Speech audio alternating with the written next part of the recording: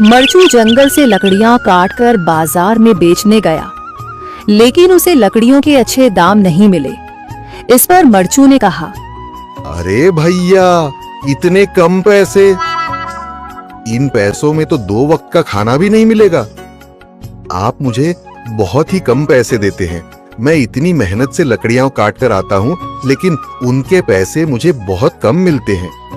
भैया, तुम्हारी लकड़ियां होती ही इतनी कमजोर हैं कि मैं इससे ज्यादा पैसे नहीं दे सकता। तुम्हारी लकड़ियों के बस इतने ही पैसे बनते हैं। अरे भैया, कुछ ज्यादा कर दो ना। वो क्या है ना कि इन पैसों का तो कुछ भी नहीं आता। मैं अपनी जिंदगी कैसे गुजारूंगा? भैया, तुम जाकर अच्छी लकड़ियां लाओ, तभी इन लकड़ियों का अच्छा दाम मिल पाएगा, वरना इन लकड़ियों का तो यही दाम है। ये सुनकर मरचू बहुत ज्यादा परेशान हो गया और पैसे लेकर किराने की दुकान से सामान खरीदकर घर आ गया। घर पहुंचते ही मरचू की पत्नी सीता ने कहा, अरे जी, सामान ले आए आप? हाँ जी, सामान ले आया हूँ। सीता के चेहरे पर खुशी छा जाती है, लेकिन जब उसने सामान देखा, जी, इसमें तो बहुत थोड़ा सामान है। हाँ सीता, मुझे पता है कि यह सामान बहुत थोड़ा है, लेकिन मैं क्या करूं? मेरे पास जितने पैसे थे, मैं उतने का ही सामान लेकर आ गया हूँ।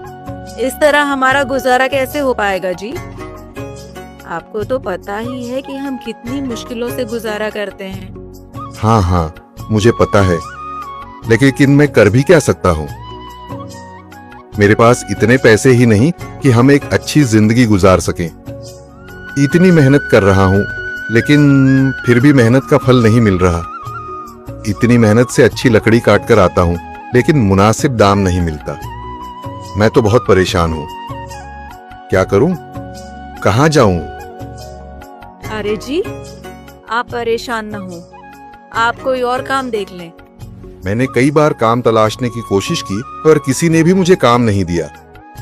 ये सुनकर सीता भी काफी ज्यादा परेशान हो गई। मरचू से सीता की परेशानी नहीं देखी गई। उसने अपनी पत्नी सीता से कहा, मैं फिर से जंगल की ओर जा रहा हूँ। अरे जी, अभी मत जाइए ना, वैसे भी शाम हो रही है। आप कल चले जाइएगा, अभी मत जाइए। ठीक है, अगर तुम रोक रही हो तो मैं नहीं जाता। मैं कल चला जाऊंगा। इसके बाद मरचू गांव में घूमने के लिए चला गया। तभी उसे एक आदमी मिला और उसने कहा, कहाँ जा रहे हो भैया? और सुनाओ, क्या हाल चाल है? जिंदगी कैसे गुजर रही है? अरे भैया, तुम्हें तो पता है कि लकड़ियां काटकर कैसे गुजारा होता है। हाँ भैया, तुम सही कह रहे हो। और आसपास के जंगलों में अच्छी लकड़ियां भी नहीं है। इसके लिए तो जंगल के अंदर जाना पड़ेगा। पर जंगल के अंदर तो काफी सारे जंगली जानवर होंगे। मुझे बहुत डर लगता है भैया, मैं जंगल में कैसे जाऊंगा? हाँ भैया, जंगली जानवर तो होंगे, लेकिन अच्छी लकड़ियां तो वहीं से ही मिलेंगी। ये सुनकर मरचू बहुत ज्यादा परेशान हो गया, लेकिन वह आदमी बिल्कुल ठीक कह रहा था। जंगल के किनारे की सारी लकड़ियां कट चुकी थीं। अब सिर्फ जंगल के अंदर ही अच्छी लकड़ियां बची थीं। अगली सुबह मरचू लकड़ियां काटने जंगल की ओर चल पड़ा। जंगल में आने के बाद मरचू ने कहा, अरे, यहाँ पर तो लकड़ियां ही नहीं हैं। वो आदमी सही कह रहा था, लकड़ियों के लिए तो जंगल के अंदर ही जाना पड़ेगा। और जंगल के अंदर जाना क्या सही रहेगा? मुझे तो बहुत डर लग रहा है, क्योंकि वहां पर तो काफी सारे जंगली जानवर होंगे जो खतरनाक होंगे।